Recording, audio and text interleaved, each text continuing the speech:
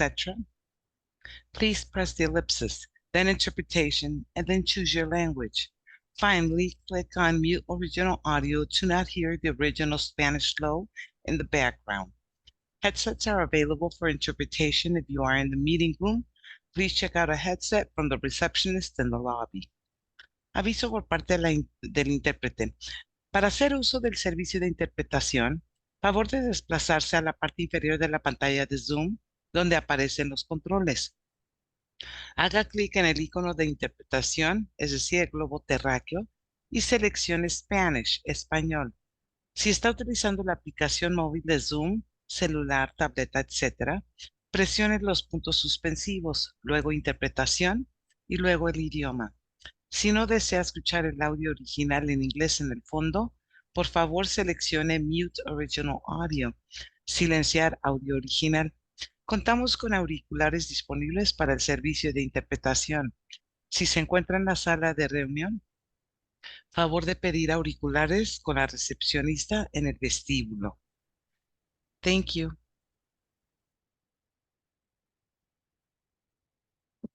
Welcome to the March 19, 2024 SSTAC meeting.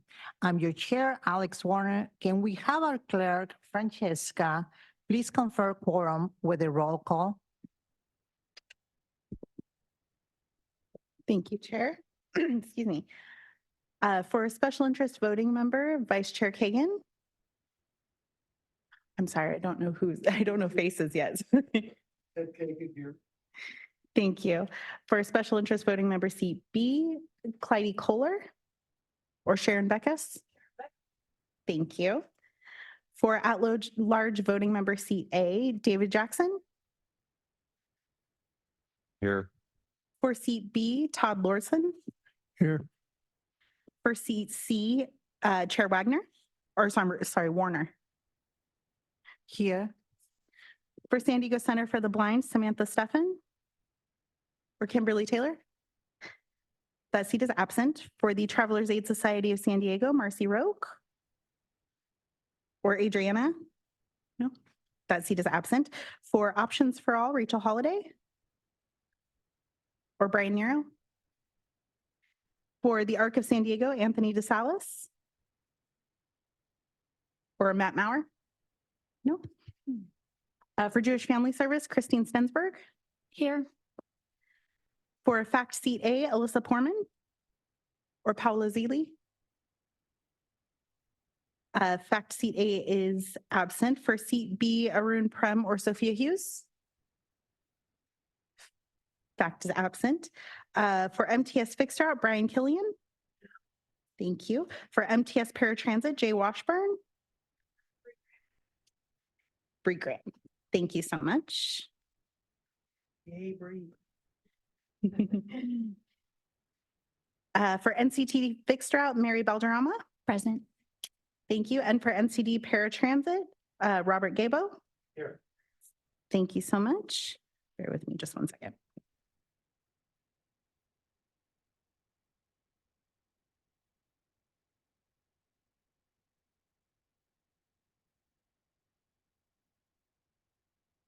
We have 9 exactly, so I thought we do have a quorum. Thank you, Francesca.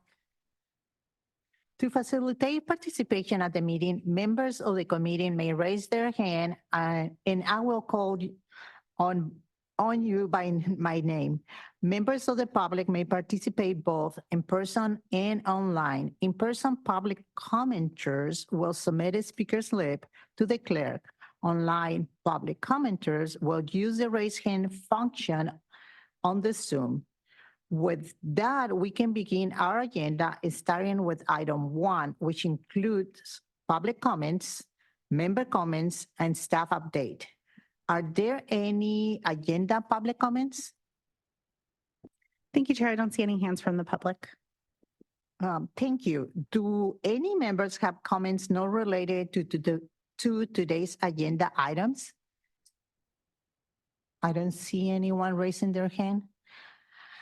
Thank you. As part of this item, we will hear a SANDAG staff update from SAC. Thank you, Chair Warner. Good morning, everyone. It's good to see you all again.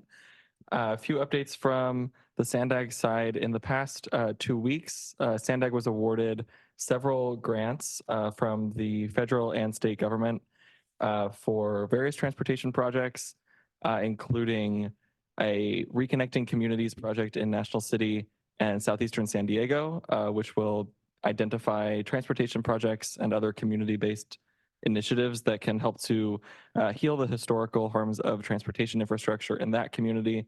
We were also awarded grants for a similar project in Barrio Logan, as well as a Reconnecting Communities grant for the Port of San Diego infrastructure in National City. We are also continuing our work on multiple bus rapid transit routes. We've kicked off the next phase of planning for 6 new bus rapid transit routes throughout the county that will serve populations in North County, East County, Central and South County. So really trying to get that new rapid bus service to as many people as we can and implement it as soon as we can as well. Finally, we are continuing our work on other transit projects like our Purple Line alternatives, our South County Transit, including looking at how we can improve service from the border into downtown and central San Diego, and continuing to work with all of our partners on all of those projects that we are really excited to continue. So that concludes staff update. Thank you, Zach. Do any members have comments or questions on the SANDAG staff update? No comments, no questions? Seeing no further comments, we will continue to the next item, which is our consent agenda. On the consent agenda today, we have the minutes from our January meeting. Are there any public comments on the consent agenda? I see no comments from the public. Seeing none, are there any comments or questions from the members? No. If not, I entertain a motion to approve the consent agenda. I make a motion to approve the minutes or for the agenda. Thank you. Is there a second? I second. Mary. Okay, thank you, Mary. Will the clerk please call the roll? Thank you, Chair. Ed Kagan, yes. I'm sorry. Yes. Yes, okay. That Yes. was Vice Chair Kagan. Thank you. For special interest voting member seat B, Clyde Kohler. Or Sharon, I'm sorry, or Sharon. Could you state it on the record? Yes, thank you so much. For at-large voting member seat A, David Jackson. Okay. Thank you. For seat B, Todd Lordson. Yes. For seat C, Chair Warner. Yes. For Jewish Family Service, Christine Stensberg. Yes. For MTS Fixed Route, Brian Killian. Yes. For MTS for NCTD Fixed Route, Mary Balderrama. Yes. And for NCTD Paratransit, Robert Gabo. Yes. And that motion passes unanimously with those members that are present. Thank you, clerk.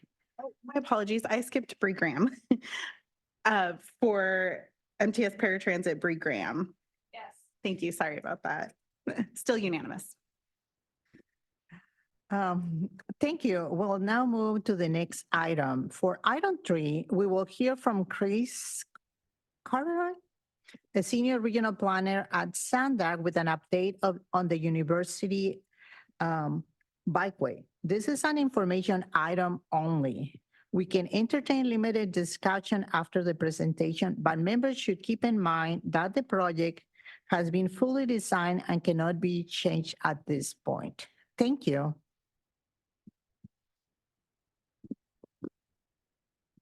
Good morning, everybody. Thank you so much for having me today and the interest in the project. I'm Chris Carteret. I'm a senior regional planner on the active transportation team here at SANDAG. And so let's see, I just want to make sure. So the green button advances the slide and the red, I can go back. Okay, cool. All right. So I'll just jump right into the presentation.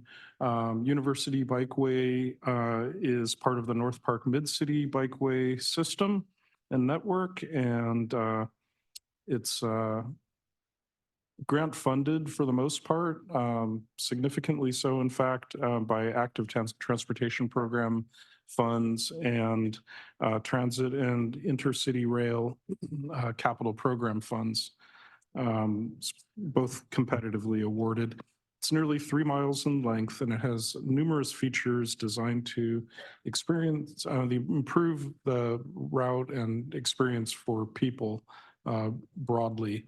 It's not just a bike project, but it's a significant project for all roadway users, but especially taking into account non-motorized users in the corridor.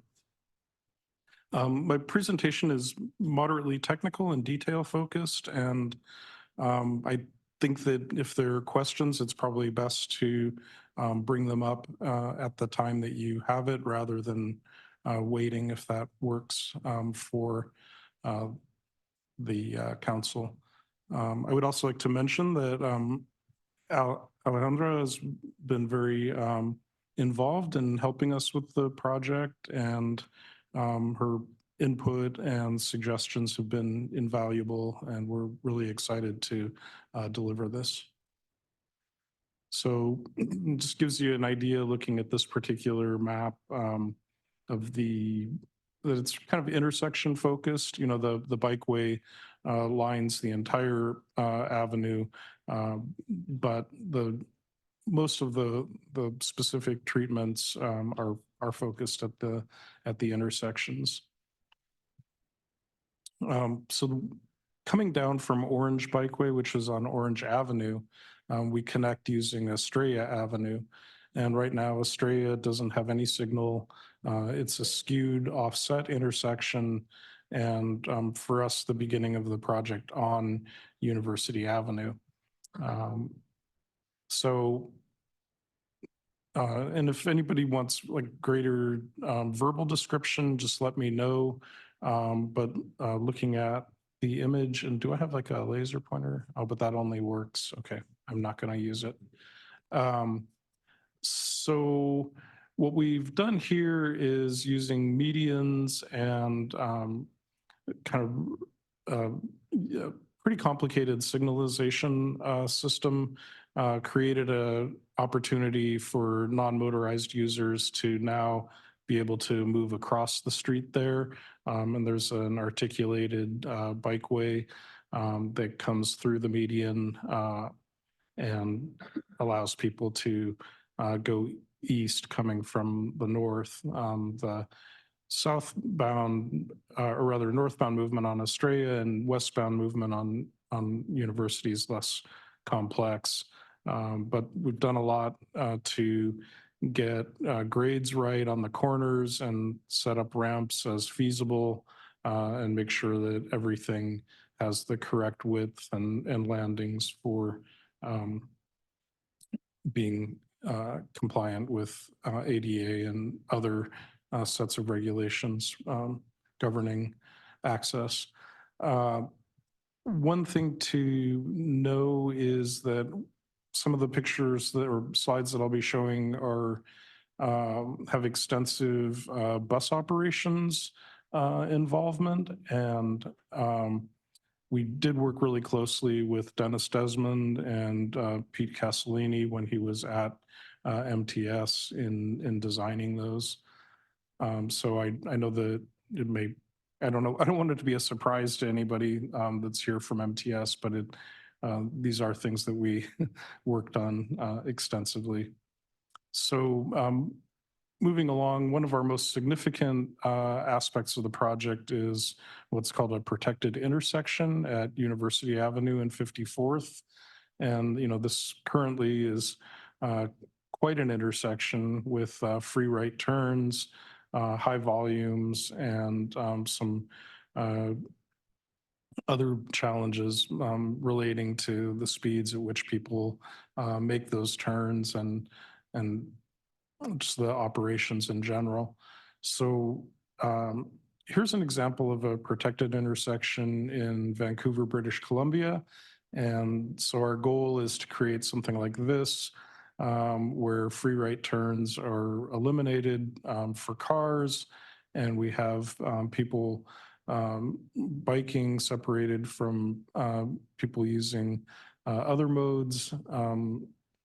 And it's a traditional setup with the bikes on the inside and the crosswalks on the outside, and there are refuges, and the signalization is all set up to accommodate everything very nicely.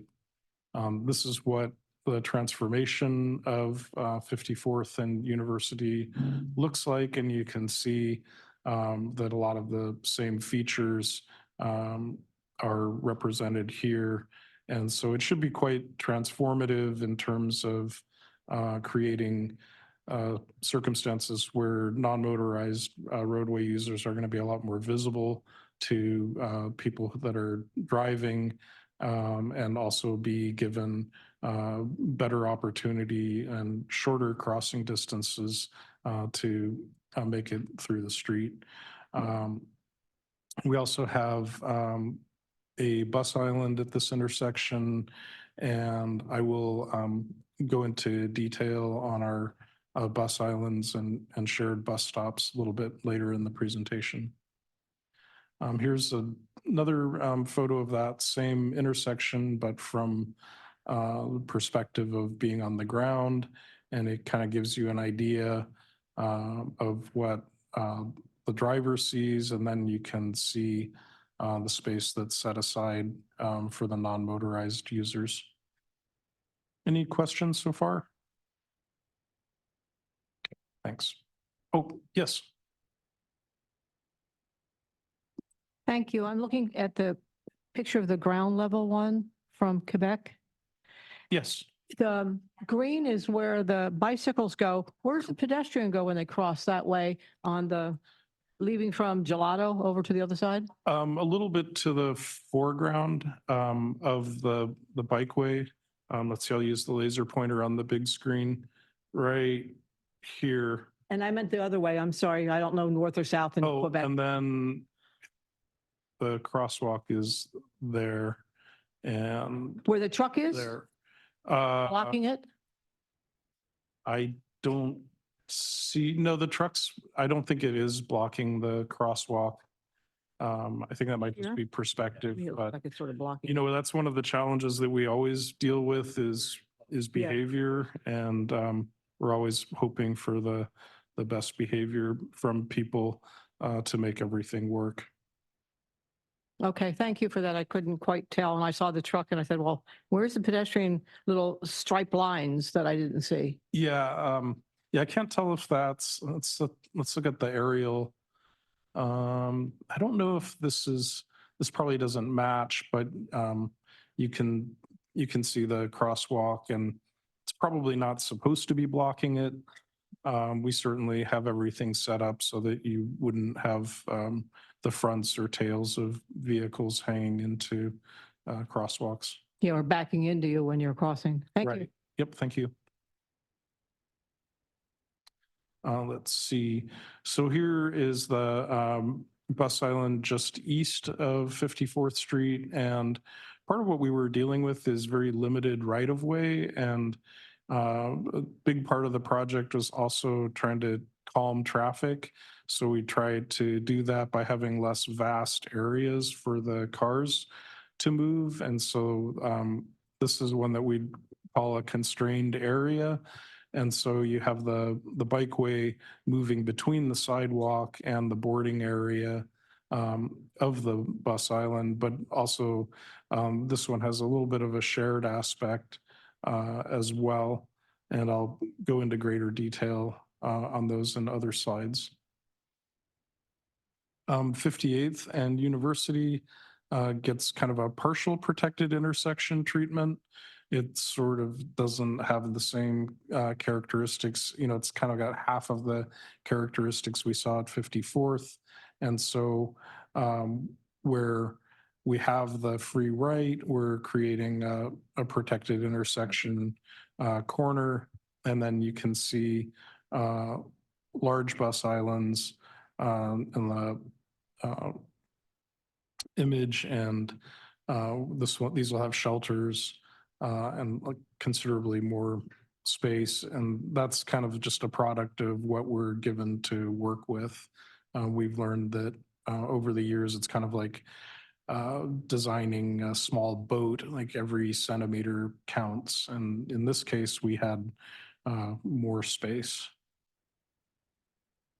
Another place where we're improving things, and really, I guess that's kind of a silly statement because we're really improving things all over, but just another example is the University Square driveway, which is a high volume driveway that has a traffic signal and two busy bus stops, and we're creating bus islands there, and also shortening crossing distances, and there'll be refuges.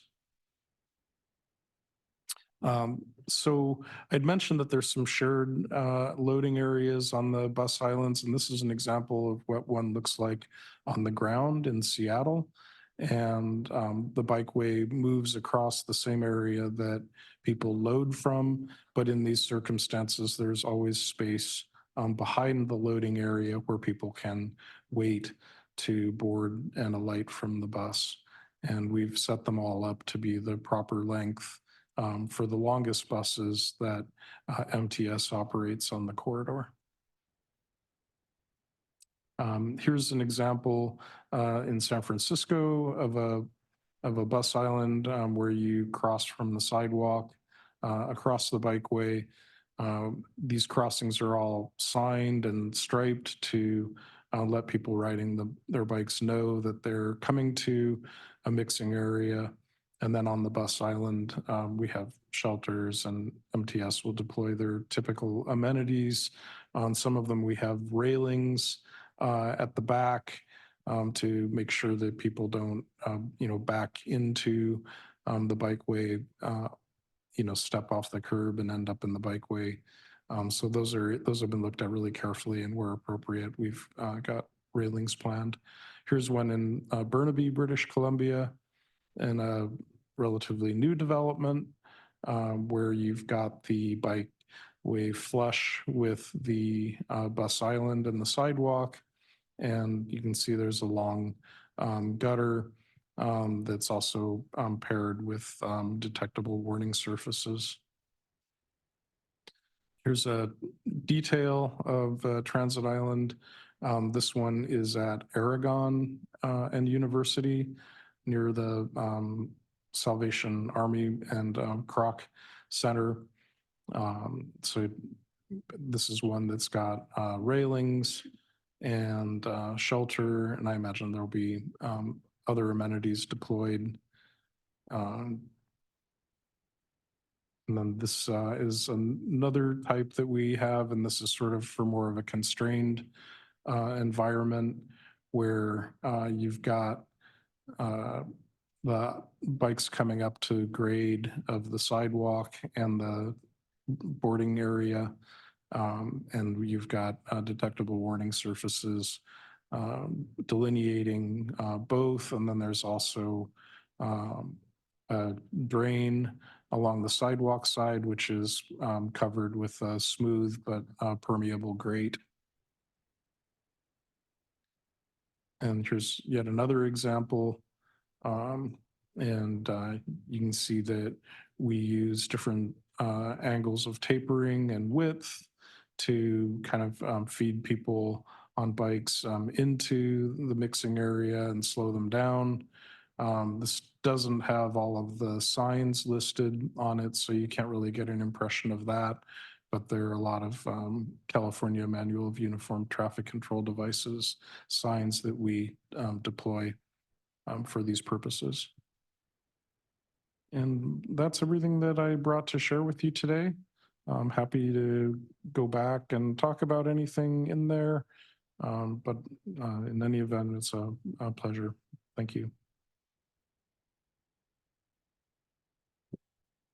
Thank you, Chris. Yep, you're very welcome. Are there any public comments on this item? Thank you, Chair. There are no hands from the public. Are there any member comments? I see Todd's hand. Thanks for the presentation, Chris. I only bring this up because I was in, I don't know, some kind of can't even think of what meeting it was exactly, but Jared Garcia from MTS, I think it was brought up. And I can see where the bus islands are great for the larger fixed route buses.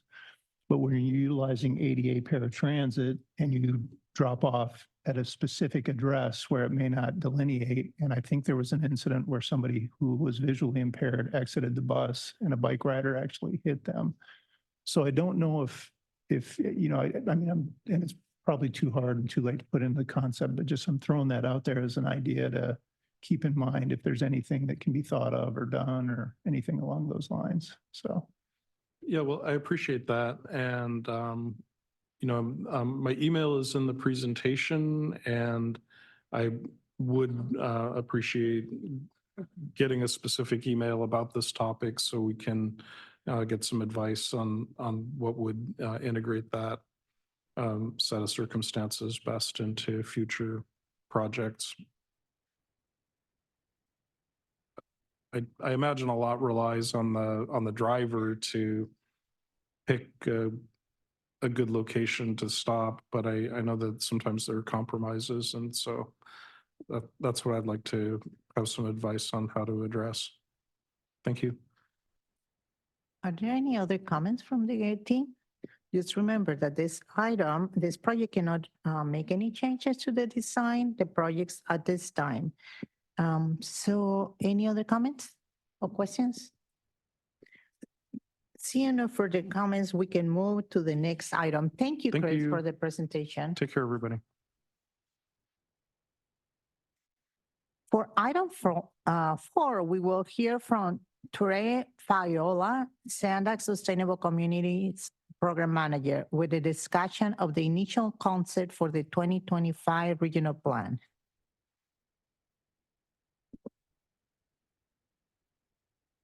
Good morning, everyone, and thank you so much for giving me this opportunity to come and talk with you about our initial concept for the 2025 plan. Over the last year, we have been consulting and collaborating with you via our joint working group meetings, as well as with our board of directors and the public on the development of the 2025 regional plan.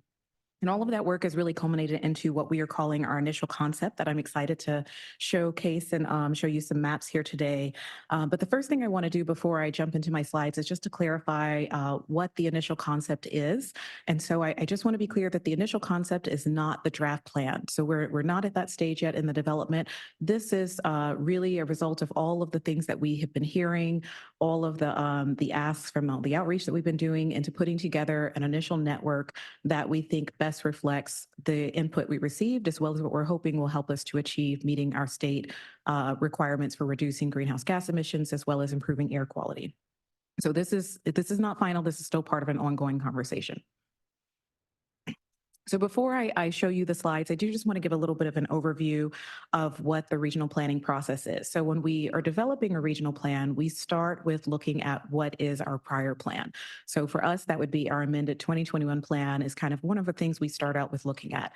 And then we really try to dig in and look further is there any new data that is available to us? And I have another slide where I'll talk a little bit about some of that data that we look at. We also go and collect a lot of information and input from our board of directors, as well as from our working groups here at SANDAG, and we do a robust community outreach. All of that information goes into what we call the unconstrained transportation network. And so this is our wish list of projects that we put together based on everything that we heard. And then really once we get this wish list of projects, we do have to consider what are all of the mandates and requirements. And so if anyone had participated in some of our joint working group meetings that were held last year, earlier in the year, and I believe there was one in the summer, July of 2023, we talk about the fact that we have a regulatory agency called the California Air Resources Board, who requires that we show that our region is reducing our greenhouse gas emissions per capita by 19% to 2005 levels. We also have requirements from the federal government that ask us to improve air quality, as well as we have social equity metrics that we have to achieve. So all of those mandates we use, as well as what funding is reasonably available to whittle down the network into what we call, and what we're going to present here today, the initial concept. One of the things you don't see here on this slide, that's another important process and part of the regional planning process, is modeling. And so what we haven't completed our modeling yet, but we're hoping to do that over the next couple of months to understand, are we meeting all of those state mandates and are we meeting those federal requirements as well for this initial concept we're presenting? So I did mention data and modeling, and one of the things that we've been highlighting when we've been presenting our initial concept and where we're at in developing the 2025 plan that's different when we develop the 21 is that we have a lot of changes that are occurring. And one of those changes is really related to a changing population. And when we're developing each regional plan, we look at new data related to how our region is growing in terms of jobs, housing, as well as population. And we call this our series, and we give it a number of a forecast. So we're currently, the one that we're working on right now is called Series 15, and it looks at how the region will grow over the horizon year of the plan, which goes until 2050, for how we'll grow in terms of population, jobs, and housing. And just to give you an idea of how our population is changing compared to prior plans, when we look at data that was between 2020 to 2000, and 2020, so a 20-year time frame, our region had grew by 500,000 people. However, when we're looking at our population growth and what we're projecting to see as a change from 2022 to 2042, we're only seeing a growth of 140,000 people by 2042. So there's a significant difference in how our region was growing previously to how we're growing now.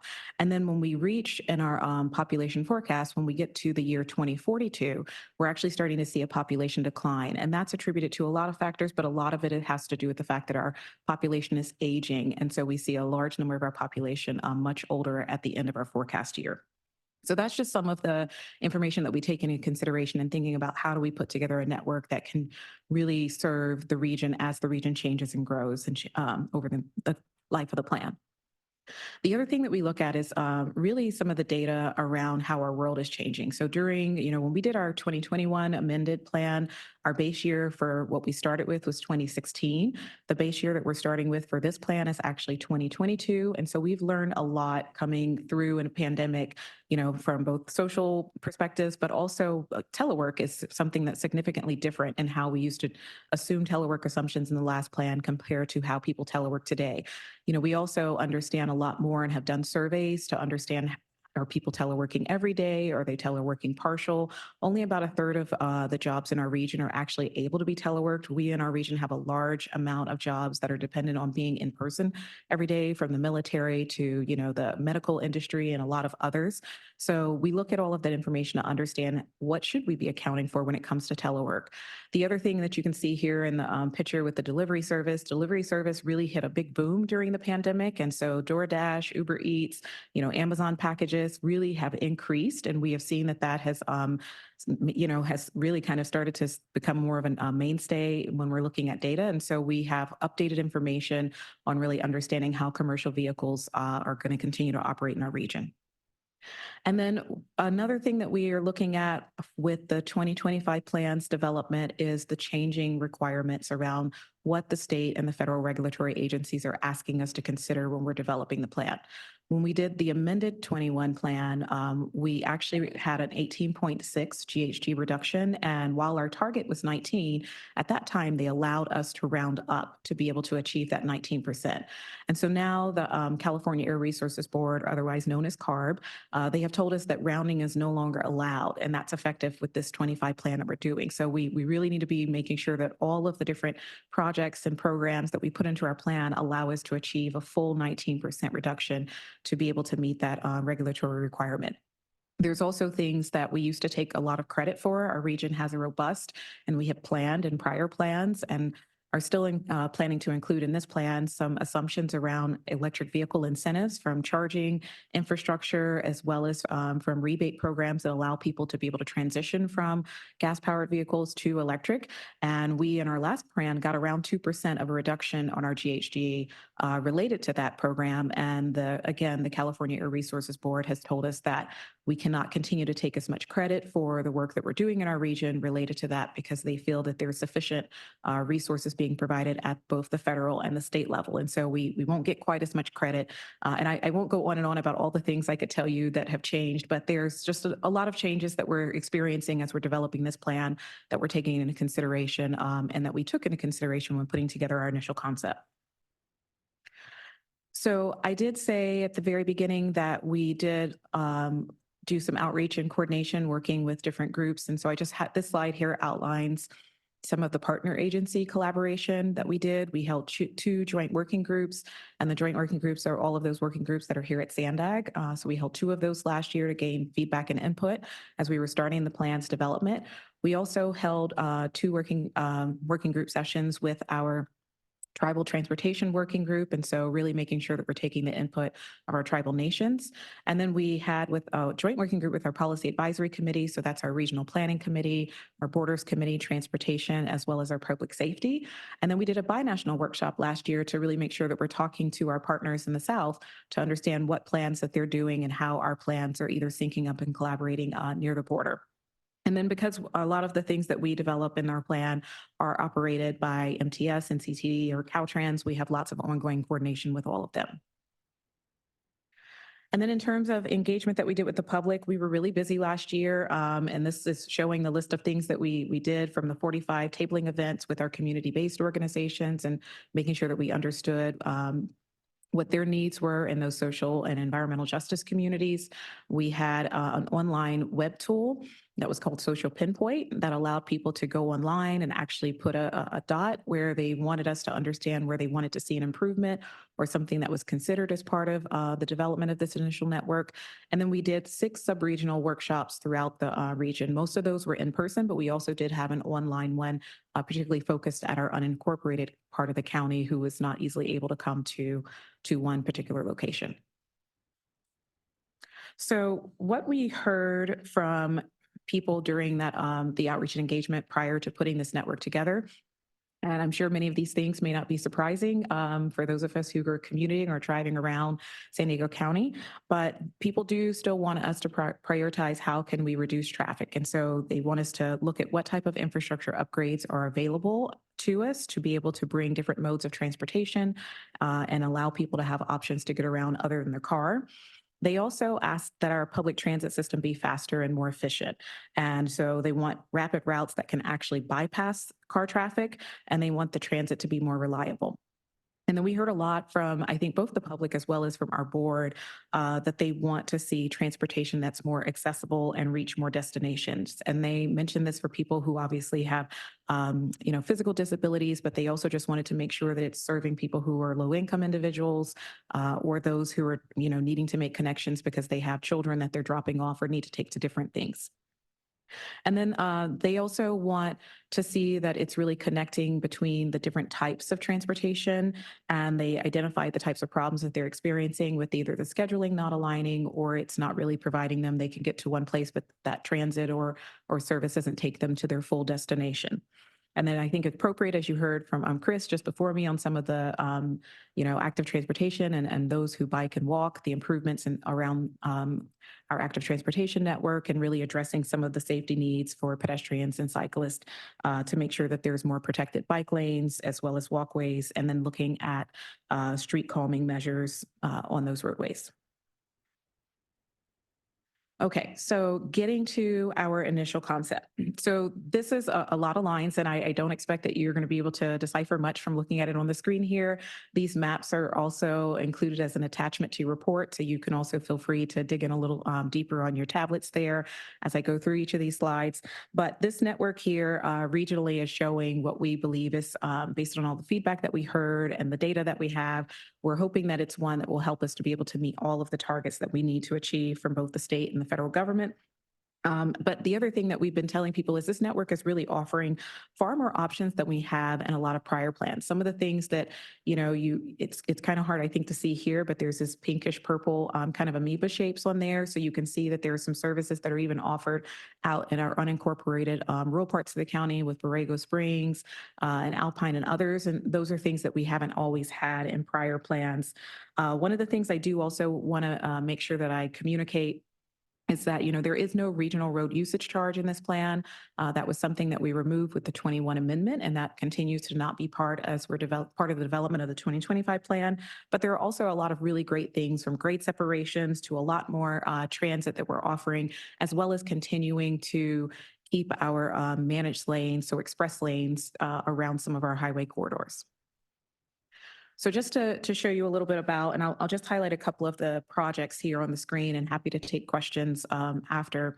But, there's a lot of lines, but just to kind of orient you a little bit, those solid lines that you see here are really representing those projects that we're proposing to be completed and operational by 2035. And the dashed lines on these map are those projects that would be built and operational between 2036 and 2050. At the regional plan level, we don't get into the exact year in between, but those are the two milestone years that we look at in the plan, is 2035 and 2050. So for North County, just to summarize a couple of the things that you're seeing here on the screen, we have 12 flexible fleet services in our urban areas, and then we have 2 additional microtransit areas in our unincorporated. And, just to explain, I know there's a glossary attached to your report as well, but when we were talking about flexible fleets, it's the neighborhood electric vehicles that can operate people from 6 to 8 passengers, kind of like the Circuit Fred that you see downtown. Microtransit is the more larger vehicles that can provide on-demand service and can service anywhere from 10 to 12 passengers. But also in North County, we have about 16 new rapids. Those are a lot of those darker blue lines that you see here on the screen. This includes a rapid from Escondido to downtown San Diego, and another one that's connecting from Oceanside and Escondido to Riverside. We also have the Sprinter and Coaster double tracking and grade separations, and those are the pink, and the Sprinter is kind of the pink line there, and the Coaster in purple. The State Route 78 will have the addition of managed lanes, and so that's highlighted in more of the lime color green. And then we also have Interstate 5 and State Route 78 interchange improvements that have been an important project that we continue to hear about from our North County constituents. Something else that we have in North County is improvements along the State Route 67. And so we know that this is an important corridor to those of our rural communities, but we also have a new express bus service between Sabre Springs and Ramona, as well as upgrades to other rural corridors within that part of our county. So this map has quite a lot of lines for Central and East, but I'll just highlight a couple of things. For East County, we've heard the importance of a truck climbing lane, as well as express lanes on State Route 52, and so that's highlighted there in green on State Route 52 by 2035. There's also a connector at State Route 94 and 125 that they have been asking. That's the number 20 bluish kind of dot on your maps there. So that's improvement by 2035. And then there are other improvements to the purple line, as well as lots of blue lines you can see for different rapids that are proposed. And then just within this part of our region, central and eastern part of our county, there are 14 flexible fleets that are proposed in the urban areas, and then 3 additional microtransit ones that are proposed for unincorporated. One of those you can see is Lakeside, Alpine, not being shown on the map. And then there's one, I think, in the Spring Valley area. So for the south part of our region, we also have lots of flexible fleets. There's 8 of those in this part of our region. And then we also have lots of managed lanes. And so we have a lot of those people in the commuting hours who are traveling from south to north to get to some of our major employment centers. So we do have managed lanes that are proposed around the 805, as well as the 5, the State Route 125, as well as the 905, and pretty much really covering most of this region to add managed lanes that would give priority to those who are carpooling, but also, more importantly, to those rapid buses who would also use those corridors. The state has a rail plan that proposes to extend the coaster to the border. And so that's highlighted here on this map in purple. And then we are looking to continue improvements at San Ysidro Mobility Hub, and we continue to have a transit connection that we're proposing and we're looking at at the U.S.-Mexico border. There are also rapids in Imperial Beach from Otay Mesa to Otay Ranch area. And there's also a rapid route from the Iris Station to Mission Valley, as well as rapids from San Ysidro, getting people all the way to downtown San Diego. And then the other thing that I will say that's on this map is the 125 toll. We've heard from our board that they would like to see that removed before it's shown in the 2036 to 2035 timeframe, but so we haven't reflected that change on the map, but we are moving forward with making that change to show the 125 toll removed prior to 2035. So I'm happy to answer any additional questions once I have only one more slide here to get to, because I know it's a lot of things on the map and I can't show you all of the different projects, but again, this is included in your staff report attachments. So last thing I just want to point out is that the maps that were in part of your attachment and, that I highlighted here in the presentation do not include our unconstrained list of projects. And so the unconstrained list of projects are those projects that we either can't afford to fund as part of our regional plan, or they are being implemented by other agencies like the airport or the Port of San Diego. And the reason that we do keep this list of projects as part of the draft plan when we do publish that is because in the event that funding does become available and those agencies or others want to be able to implement them, they're able to point to our regional plan as that project being consistent with the region's long-term vision. So this includes things like ferry services that we hear sometimes that's requested, as well as I know the city of San Diego has things like skyways that they're proposing. And so those type of projects are included in our unconstrained list. So that concludes my presentation, and I'm happy to take any questions.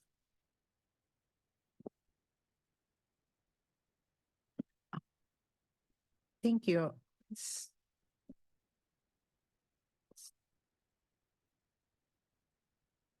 Thank you for your presentation. Are there any member comments or questions on this item? Yes. Yes, hi, I'm Sharon Beckus. I have a question about what has happened in the last 3 years has been the erosion of the train tracks. How is that impacting this entire plan here? Because dollars are going to have to be shuffled around and all that. So I'd like to know about that. Yeah, so we do coordinate with the LoSAN team, and we integrate the work that they're doing into the plan. So I know that they're looking at how they can identify moving the tracks away from the bluffs, and so we are including all of their work as part of our long-term plan. How about the funding part of it? I mean, how does that impact your funding as well for your goals? Well, we do. They have a funding strategy for what they're doing, so we include their funding as part of our plan. And then the regional plan has lots of funding sources that are much broader and further out based on historical information. So I wouldn't say that it impacts. It's more that we're collaborating and including that information.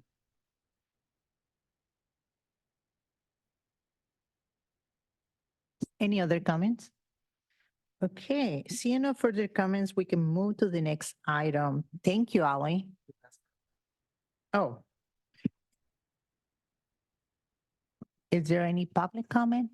Thank you, Chair. I see no hands from the public on this item. Thank you, Francesca. So item number 6 is another 5. Oh, okay. So we have a lot of items today. Item number 5, we will hear from Ali Baskets, an Associate Grant Program Analyst at SANDAG with a 2023 Specialized Transportation Grant Program Annual Update. All right. Hello. Good morning, everyone, members of the SSTAC. I'm Ali Vasquez. I'm an Associate Grants Analyst and Program Manager for the Specialized Transportation Grant Program, otherwise known as SCGP. And today I'm going to go over what the program is that I monitor day to day, describe the performance for the year 2023, and discuss lessons learned, and finally answer any questions that you may have. So first off, what is the SCGP? The STGP funds innovative transportation solutions for older adults and people with disabilities. The current STGP goal is to improve mobility for older adults and individuals with disabilities by delivering effective, equitable, environmentally responsible, and coordinated specialized transportation solutions in our region. So this program provides funding for agencies through the Federal Transit Administration Section 5310 program and the Transnet Senior Mini Grant program. And agencies that can apply include nonprofit organizations, local governmental agencies, transit operators, or even tribal governments can apply for this funding. And so through the program, as I mentioned before, we have two funding sources. One is the Section 5310 program, and the target population served through the Section 5310 program are older adults and individuals with disabilities. And for Section 5310, we define older adults as 65 and over. And the service area includes urbanized areas of the county. And then for senior mini grants, it's a little different because it's a different funding source. It's Transnet dollars. And so the target population for that is older adults only. And we define older adults as 60 and over, and that is for San Diego County only. So there are three grant types that we can fund through the SCGP. We can fund mobility management grants, which consists of activities that improve coordination among public transportation and other service providers. And eligible mobility management grants include transportation information and referral services, transportation brokerage services, and travel training. We can also fund operating grants, and those consist of activities to operate, maintain, and manage transportation services for older adults and individuals with disabilities. So eligible operating projects include mileage reimbursement, volunteer driver programs, and programs that offer transit pass subsidies. So both mobility management and operating grants can be funded through the Section 5310 or the Senior Mini Grant program, and those generally last about 2 years long. And then our last grant type that we can fund are capital grants, and that can consist of the acquisition of contracted transportation service or the purchase of properties such as accessible vehicles. And capital grants are only eligible through the Section 5310 program and can last anywhere from 2 to 7 years. So now I'm going to go over what the year 2023 looked like for us. So during the year, we had 17 grantees, and that included our transit operators like MTS and NCTD, our Consolidated Transportation Service Agency or CTSA, which is facilitating access to coordinated transportation or FACT. And we also had private nonprofit organizations and local jurisdictions that we funded. So this is just, this slide shows a graph of how much money we oversaw this year. And that was about $20 million in funding. So we're definitely not a small program, not a small part of SANDAG. As you can see from this chart, Jewish Family Service had the most during this year, and that's because they were really successful in getting Cycle 11 supplemental funding, and they also were able to get Cycle 12, be successful for Cycle 12 call for projects, getting Section 5210 and Senior Mini.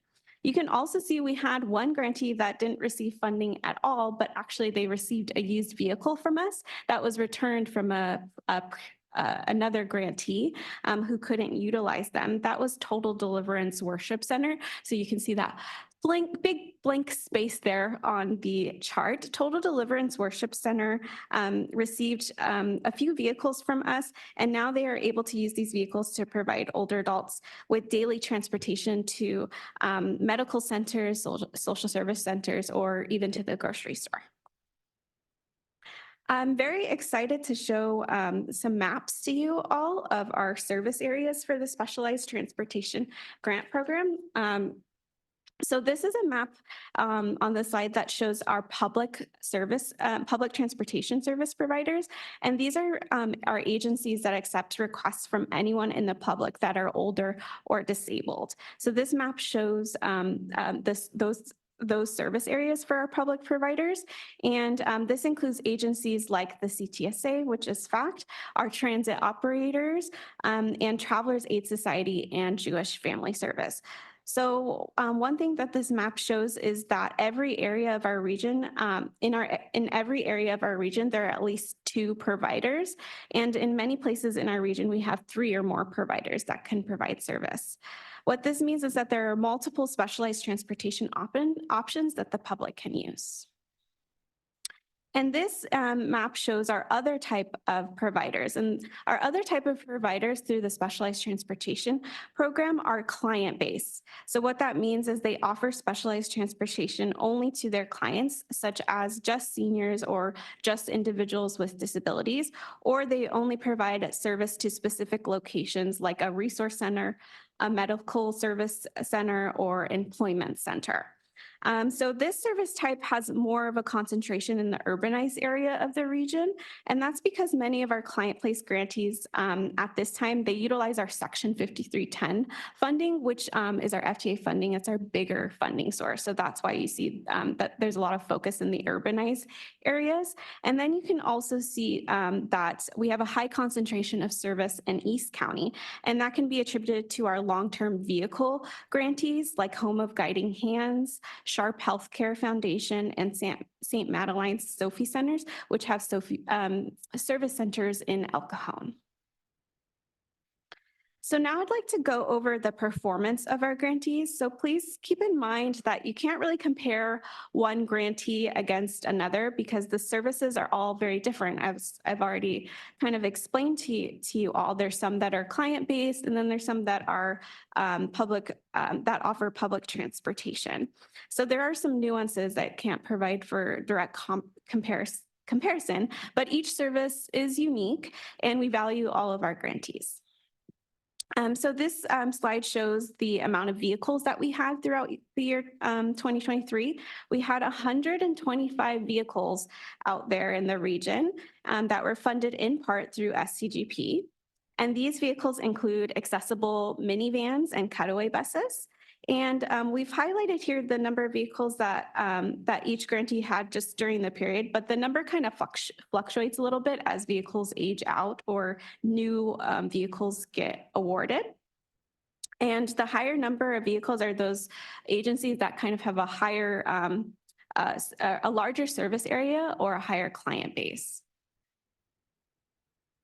So this slide highlights the total number of one-way passenger trips provided by each grantee, along with the number of miles.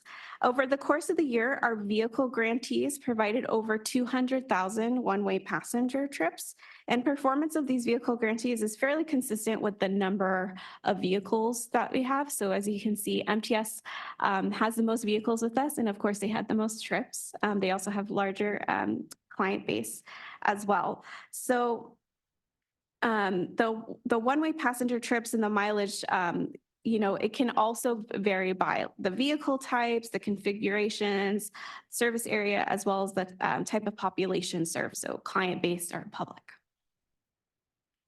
And then I'm actually going to skip this slide and go to the next one for the sake of time. But I wanted to talk to you a little bit about our other grants that we fund. So we also fund operating and contracted transportation services, which results in one-way passenger trips as well. And these services can be specialized to the needs of the clients. And so there can't really be a comparison between all of them, but I think what's most important here is that we were able to provide over 375 one-way passenger trips through these operating and contracted transportation service providers that utilize funding through the SCGP. And then our last grant type that I wanted to talk to you all about is our mobility management grants. And so mobility management is kind of a special category of grants for us because we actually only have 2 grantees that offer mobility management at this time during the year 2023. And that's Travelers Aid Society and FACT, our CTSA. So both agencies provided information and referral service. And what that means is they have what they call one click or one call centers that members of the public can use to reach out to for transportation services. Also Travelers Aid, they also offered travel training. So that means that they offer trainings to help people learn how to use public transportation or specialized transportation. And then FACT mobility management project actually had a unique transportation brokerage that they utilize, and that provides for efficient and competitive trip pricing. So both FACT and Travelers Aid were able to offer over 42,000 connections with resources or with through travel trainings. And then through the brokerage, FACT was able to offer over 15,000 one-way passenger trips. So I wanted to kind of utilize this time to talk to you about our year-end takeaways through 2023. So in 2023, we actually had an FTA audit to create a transit asset management plan. And we were successful in implementing this plan in 2023, but we learned that the FTA requirements for the transit asset management plan can be a bit onerous on our small nonprofit grantees, some of which not only offer transportation service, but other service as well. And so the main takeaway from that transit asset management plan is that SANDAG wants to do our best to make it as procedural as possible and as seamless as possible for those small providers that we have. And then another main takeaway from 2023 is that the interest in our program has really just grown drastically. During the last competitive cycle, we were oversubscribed in the amount of applicants that we have. And we have the Transportation Committee has also helped us elevate the importance of our aging population. You heard Tuare talk about it already today. Our population is aging and makes our program even more important for our region. And it's because of that we're going to prioritize a research project to determine the travel patterns of older adults and people with disabilities in the region. And then lastly, it's kind of reiterated the importance of being strategic with the funding that we already have. So whether it's through reallocated forfeited funds or re-awarding those used vehicles like we did for Total Deliverance Worship Center, those opportunities to be strategic with funding are going to be increasingly important into the years coming forward. So that's all for my presentation for you all today. I hope that I was able to highlight how important our program is and provide you with insight on where these taxpayer dollars are going and any possible resources even for your loved ones out there for specialized transportation. Are there any questions at this time? Let me see. Are there any public comments on this item? Thank you, Chair. We have no public comments on this item. Oh, I'm sorry. Actually, one hand just went up. I'm not sure if it was a mistake or not. It went back down. Evie, if you'd like to speak, could you put your hand back up? There we go.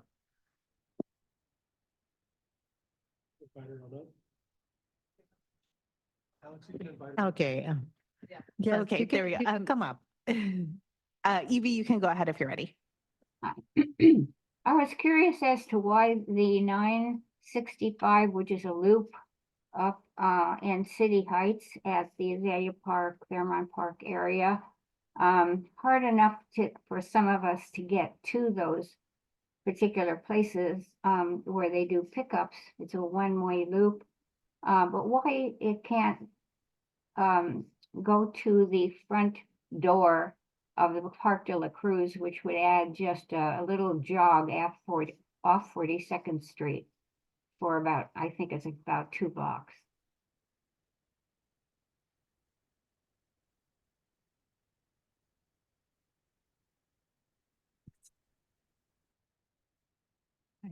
That concludes the public comments, Chair. Okay. Any other public comments? No? Okay. Are there any member comments or questions on this item? Please raise your hand at this time. Shannon? Hi, this is Sharon Becca-Sally. Really interesting presentation. Thank you. Do have a question about the Sharp Foundation. I'm surprised that they're a nonprofit organization, but also one of their advertising for seniors is one of the benefits they offer with Medicare Advantage is transportation. So I don't understand how we're funding an agency that's almost double dipping in some ways. I don't know how else to say it, but it's one of the enticements to join Sharp is that we provide transportation, and yet you're also funding some of their transportation. So I'm curious about that. So Sharp, I believe, has many components to their organization, but they are eligible to apply through their healthcare foundation, which is a certified nonprofit. And so that's why they're able to apply for our program. What we fund through Sharp currently are vehicles only. We do not provide operating dollars. They pay for that themselves. So I hope that helps clarify some things for you. Well, I know 2 years ago, I wanted to consider switching over to Sharp, and I talked to one of the drivers over at Sharp, and she said, they don't have enough vehicles. So, you know, if you join this plan, you may or may not be able to get a ride to those facilities to begin with. So just sharing that information. Thank you. Any other comments from the group? Todd? Allie, I just wanted to say thanks. It was a great presentation. I appreciate it. Thank you.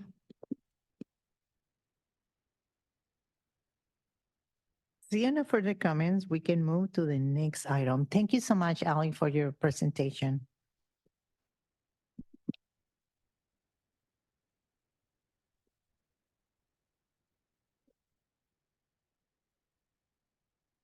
So item number 6 is TGP item. This time we have Zach Rivera, an associate grants program analyst at SANDAG, with the discussion of the selection criteria for Cycle 13 specialized transportation grant program called for projects. Wonderful. Thank you, Chair, and good morning, members of the SSTAC. I'm Zach Rivera, and I'm a program manager alongside Ali Vasquez. I mainly help to shepherd the competitive call for projects process for the SDGP. And now that you kind of have an overview of the SDGP from Ali's presentation, I'm here to discuss the Cycle 13 call for projects process. So specifically, I would appreciate your input on the criteria used for the call for projects. And your input is important because it will help to inform which SDGP projects and programs should be recommended for funding down the line. But first, let me recap where we have been in the process. We began by engaging stakeholders in October of 2023 with a kickoff meeting, followed by presentations to SANDAG working groups and other SANDAG stakeholder groups in November of 2023. Since the November SSTAC meeting was canceled, the other Zach, Brandt, emailed you on our behalf in early November, seeking your input on the region's specialized transportation needs, as well as the SDGP program goal. And a summary of the initial stakeholder input is available on our webpage, the SDGP webpage. So, since then, SANDAG held an SDGP Cycle 13 stakeholder workshop last month to focus specifically on the evaluation criteria. Through the development of the call, we have engaged stakeholders and received input through email, social media, and our webpage. And through all these efforts, we have engaged over 100 stakeholders and received over 100 comments, many from members of this group. So from this feedback, we heard many specialized transportation needs, including availability, such as expanded service hours and service areas, flexibility, such as on-demand service, as well as service quality, coordination among existing providers, as well as affordability. We also asked what, if anything, should be changed to improve the SDGP goal. While some thought no changes were needed, others suggested that references to dependability, affordability, and on-demand service be included. So far, stakeholders have also suggested that we add affordability, dependability, and efficiency to the selection criteria. So in all this, affordability and dependability for riders have emerged as the dominant themes so far. Additionally, in December of 2023, I conducted a literature review and benchmarking analysis where I identified 8 comparable regions and compared their Section 5310 evaluation criteria with SANDAG's. The analysis revealed that the themes of the SDGP criteria used last cycle are truly consistent with the 8 other regions studied. The full analysis is available on the SDGP webpage. So you might be wondering what criteria was used last cycle. And those of you that are applicants or were applicants last cycle, you know this very well. But for those of you that don't, I'll take a few minutes to describe each one. So the Cycle 12 criteria are available on the SDGP webpage and are also included as attachment 1 of the staff report, which I believe is page 51 of your agenda packet. So overall, there are 8 criteria categories for a total of 100 possible points. So first, we had applicant capacity and experience. This evaluated whether applicants had experience in successfully managing grants and transportation-related projects for older adults and individuals with disabilities. Second, operational/implementation plan. This measured the level of detail applicants used to describe how they would be effective in providing their proposed service. Next was stewardship of public funds and assets.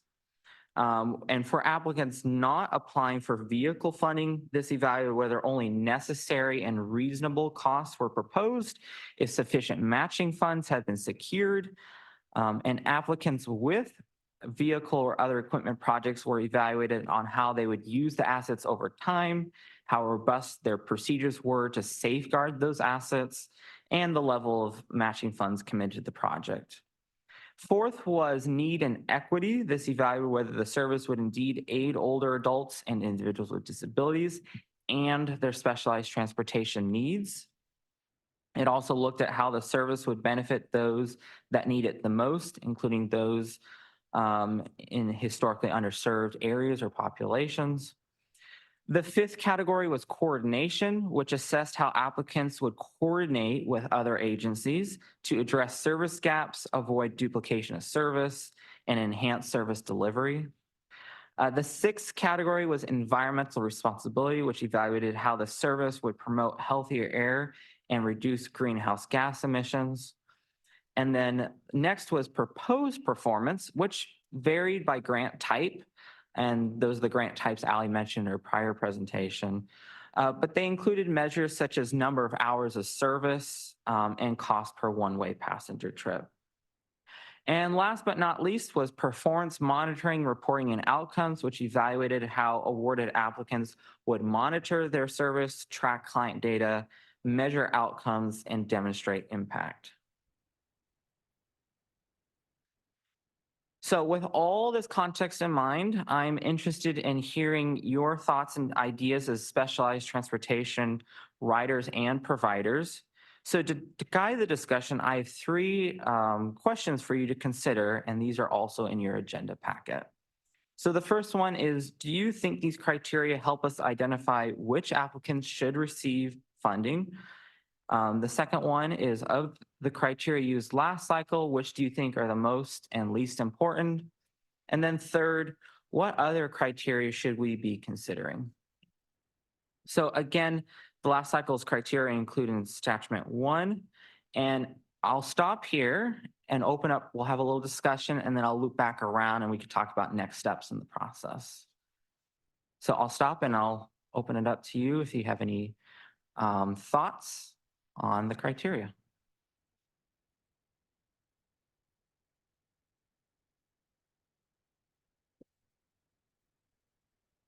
Are there any comments from the public regarding this criteria?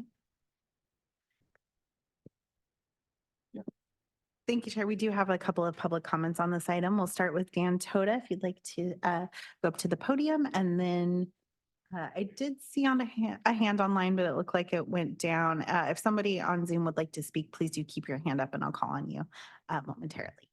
Dan, if you want to just come straight forward.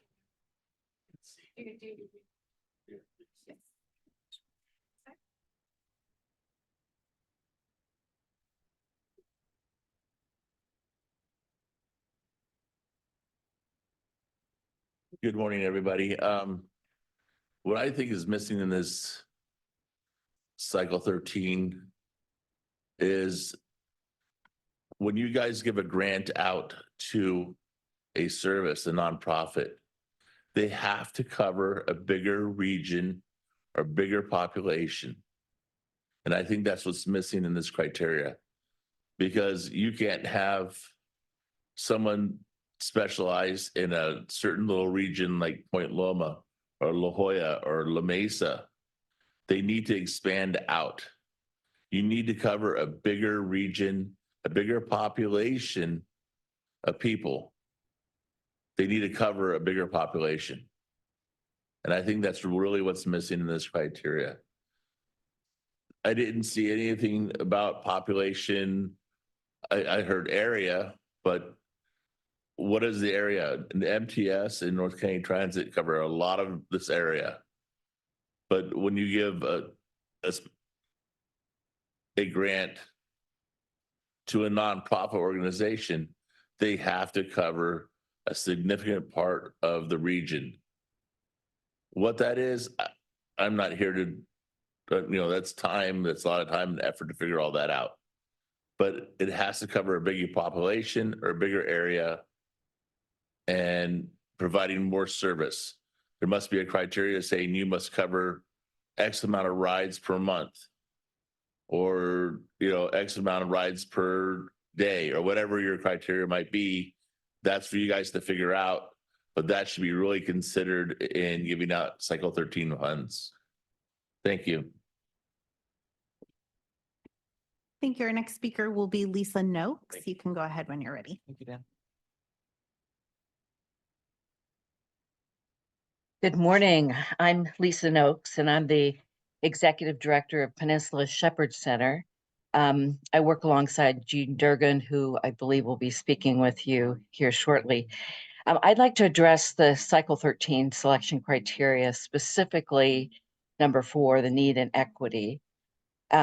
Peninsula Shepherd Center was denied Cycle 12 funding partially due to not satisfying the need and equity criteria.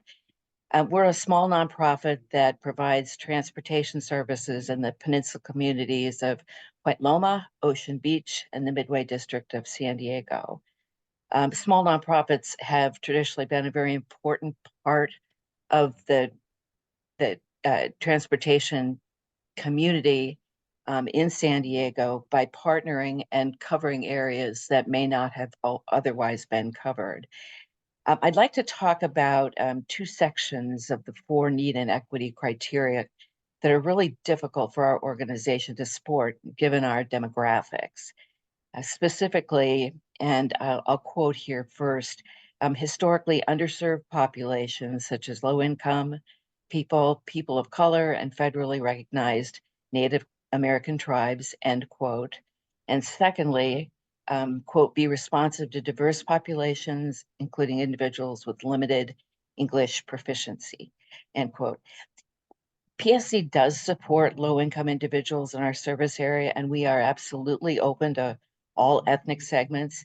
However, we really don't have a significant portion of our residents in those ethnic segments that are specifically listed in the criteria.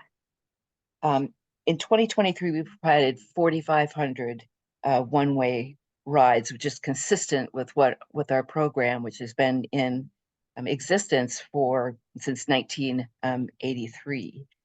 25% of the residents in our service area are over 60 years old, and that traditionally has been our target population. With 11,000 baby boomers turning 65 every day, this condition will just continue to be a bigger need. 40% of our members also have a disability of some sort. Many of our residents own their own homes, have given up their cars, and are living on a fixed income. And while many of our rides are to medical appointments, we also provide rides for grocery shopping, errands, and events in the community. So it's really a huge step in reducing social isolation. So in short, to apply these demographics to county demographics to our specific service area really penalizes us for areas that aren't represented. So I appreciate this opportunity to clarify our concern, and thank you so very much for your time. Thank you. Our next speaker will be Jean Durgan. You can go ahead when you're ready.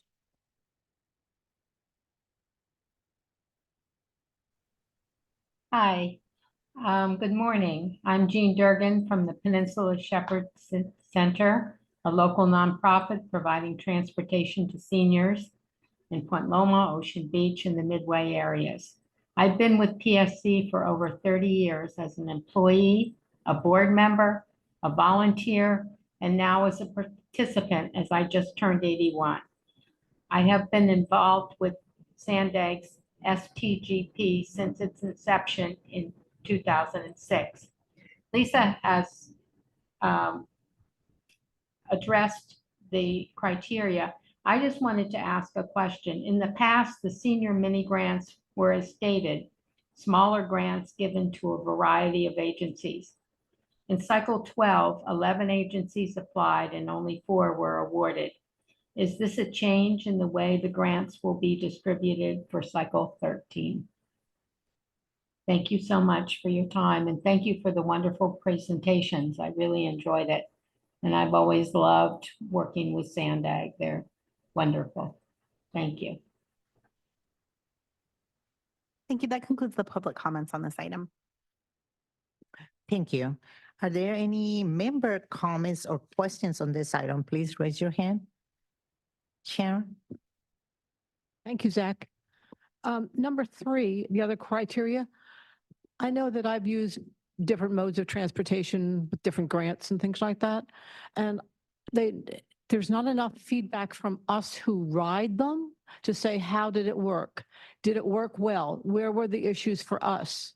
Were we left stranded somewhere? And that information can be given back. But if that information is not then addressed and some solutions forward, you're just talking to a talking head. Thanks.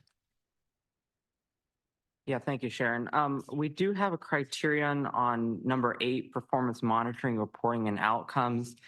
And one of the sub-criterion of that is the robustness of the applicant's system to receive input from project beneficiaries, from client surveys or other methods. We're not prescriptive, and use that input to inform changes to how the service is delivered. So that's one of the criteria that's included in the, yeah.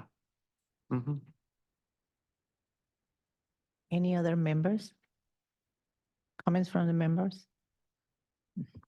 Okay. Alex, can I?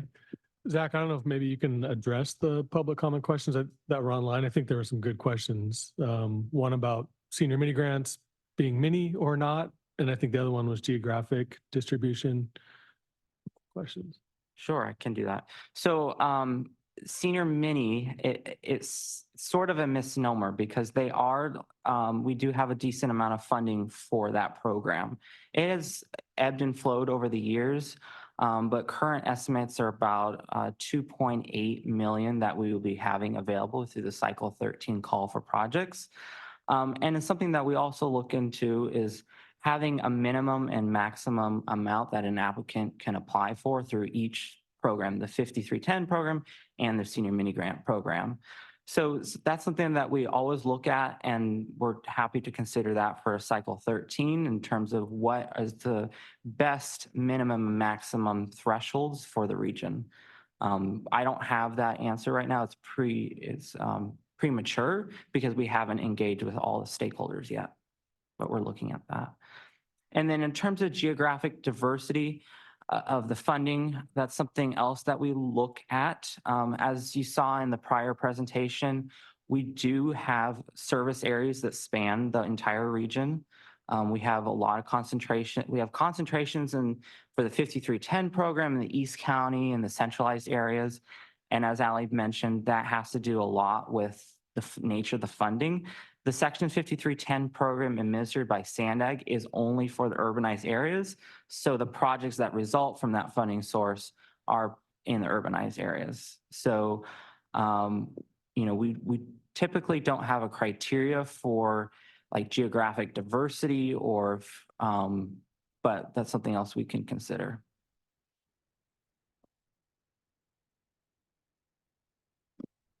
Seeing no further comments, we can move to the next item. Let him finish. He has more slides. Okay. I just have a couple more slides, and I'll just talk about the next steps, because many of you might be curious now, what's happening next in terms of how is this input going to be inform the call for projects, and when are the applications going to be released, and all that good stuff.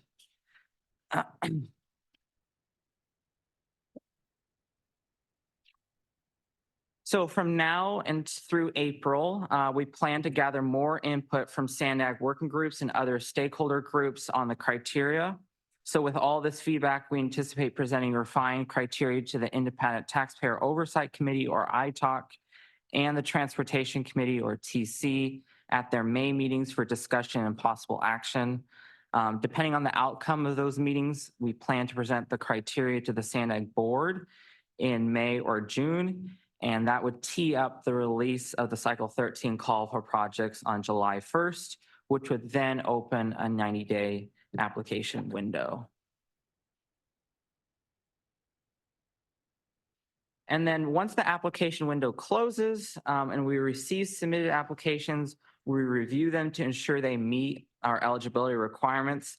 Then we forward eligible applicants or applications to evaluators to score. Following that, funding recommendations are developed. And this phase of the process is expected to be from October through February. And March 2025 is when we anticipate the SANDAG board would consider approval of the funding recommendations. So pending board approval, the awarded senior mini grant projects could start July 1st, 2025, and awarded Cycle 13 Section 5310 grants could start October 1st, 2025. So thank you for allowing me to present and gathering that input.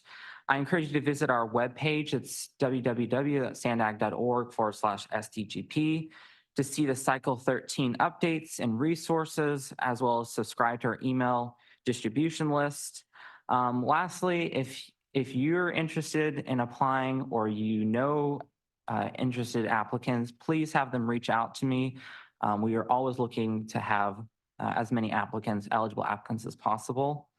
And with that, I'll turn it back to the chair, and happy to answer any other questions the group might have. Thank you. Are there any member comments on this item? No. Okay. No more comments, no more further comments. Can we move to the next item? And thank you again, Zach, for that good presentation. So item 7, am I in the right item? It's been quite a meeting, and thank you, SANDAG, for this many presentations. Item 7 is an information item with updates from MTS, NCTD, and FACT. I will let Zach introduce the representatives from MTS, NCTD, and FACT. We will have the opportunity for members to comment on each update. Thank you. Thank you, Chair Warner. We can start with MTS, so I'll let Brian and Brianne give their updates, and then we'll open it to questions from the members, and then we'll move on.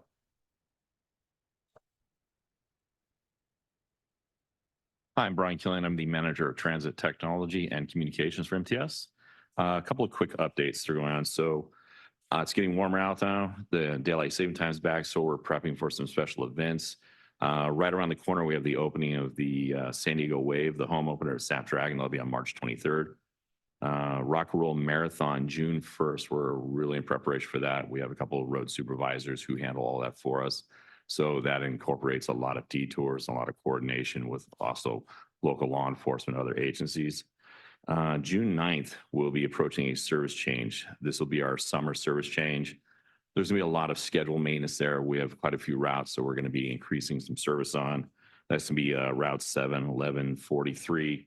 Some of our downtown routes, our South Bay Division, Route 1, 35, 932. There's quite a few routes, so we're gonna move towards summertime adjustments, Route 9, Route 30. All of this will be coming out on basically a take one that we will produce and we'll put out on the buses and our website. Another thing, hopefully, Robert, Mary, I'm not stealing any thunder, but May 1st, we'll be turning over the Serrano Valley Coaster Connection Service to North County Transit. Essentially, they'll be operating it. We will no longer be operating it. So that's for the fixed route. That's my update.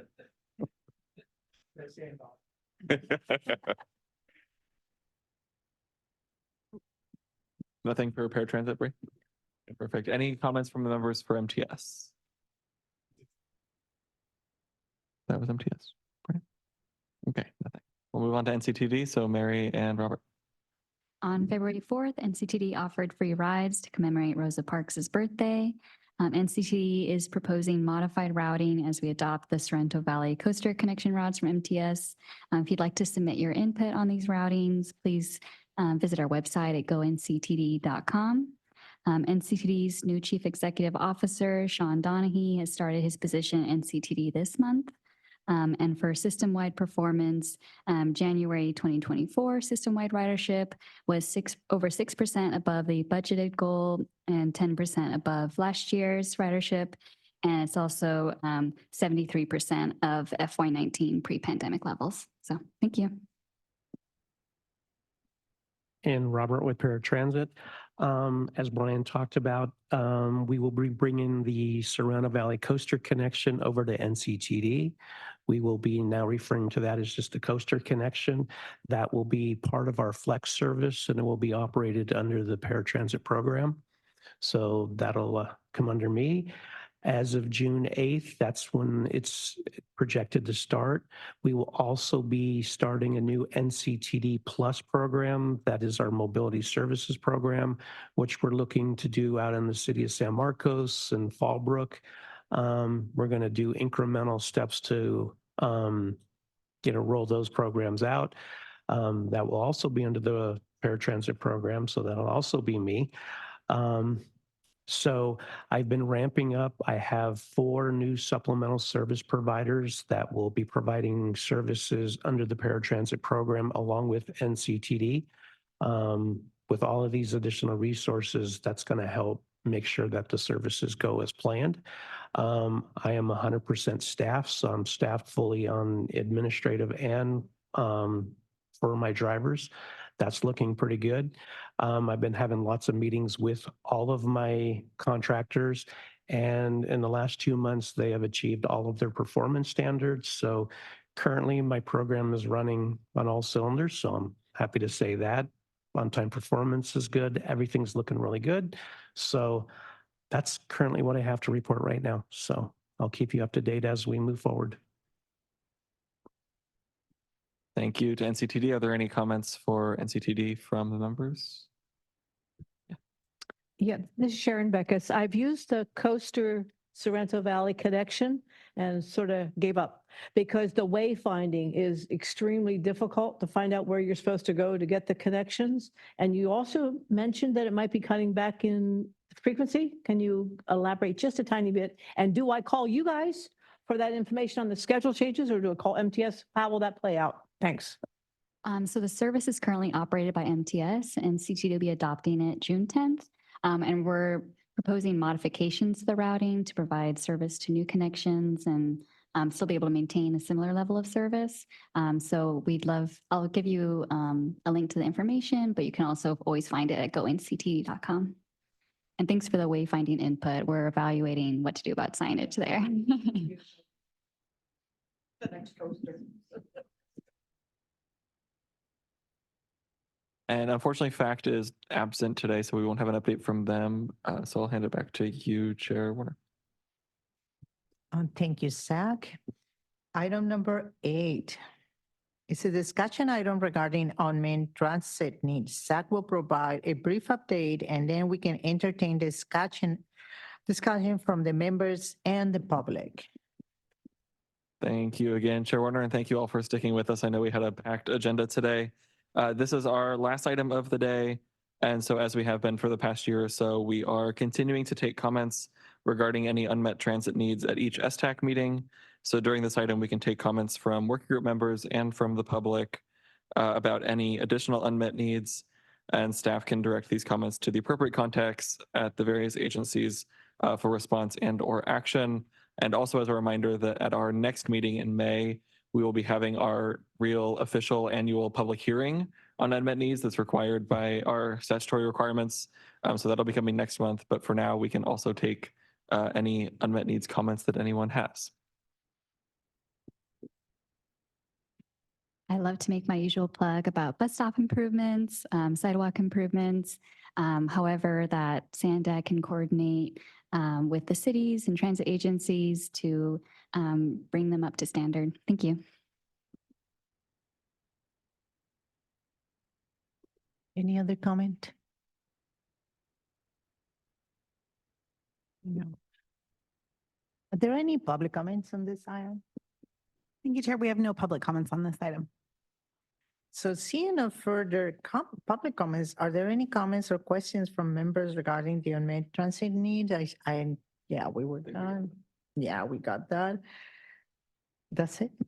Thank you all for the discussion and comments. That was our last scheduled item for this meeting. Our next meeting will be May 21st at 10 a.m. With that, we are adjourned until the next meeting. Thank you all for coming. Thank you, everyone.